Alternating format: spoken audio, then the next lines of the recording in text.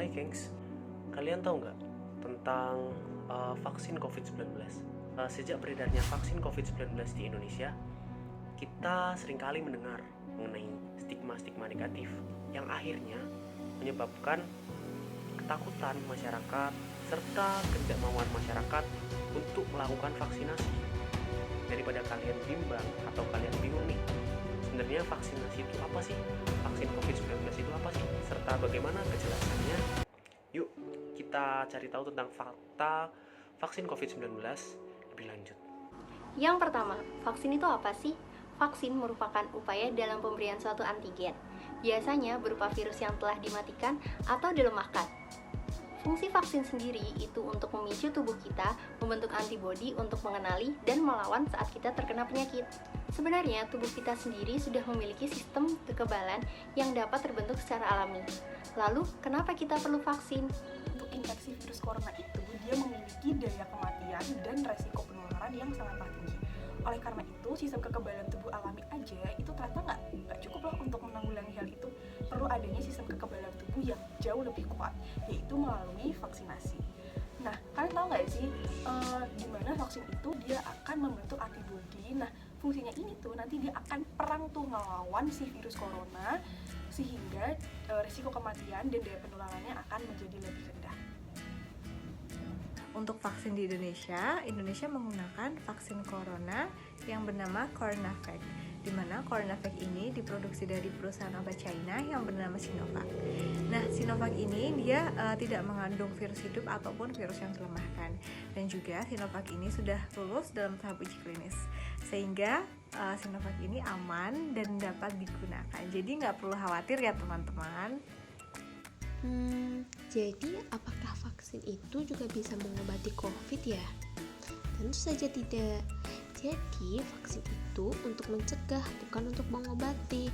Nanti vaksin itu dia akan membantu sistem pertahanan tubuh kita atau sistem imun dalam tubuh kita agar kita tercegah dari COVID-19.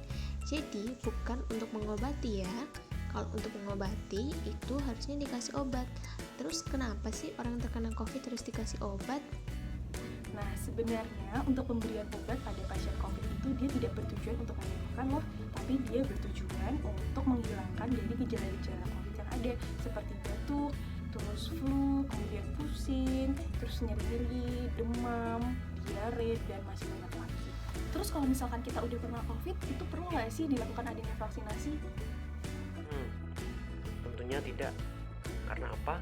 Karena kalau kita sudah pernah positif oleh virus corona atau pernah terinfeksi virus corona dan sembuh, maka otomatis kita tidak perlu untuk mendapatkan vaksin.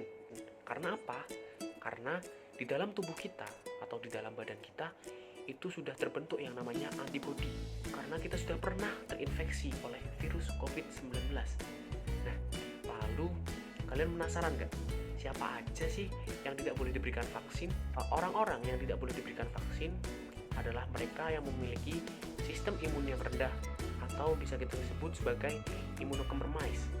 Selain itu, dengan rentan usia di bawah 18 tahun atau masih anak-anak dan yang di atas 59 tahun atau menginjak usia lansia.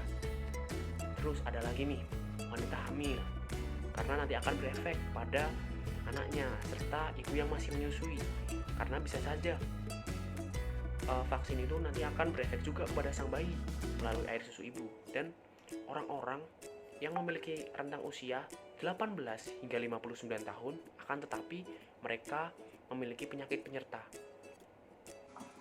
Kalian tahu nggak sih bahwa vaksin COVID ini banyak banget loh manfaatnya.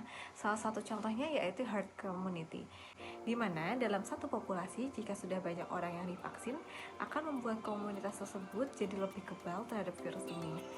Nah, karena virus ini tidak menemukan host atau inangnya lagi, dan akhirnya dia tidak bisa berkembang biak. Wah, jadi penting banget ya. Kenapa sih vaksin itu harus diberikan?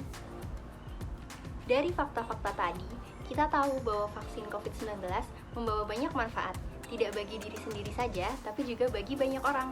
Oleh sebab itu, meskipun banyak sekali kasus dan isu-isu seputar vaksin yang belum jelas kebenarannya, kalian tidak perlu ragu untuk menjalani vaksin COVID-19.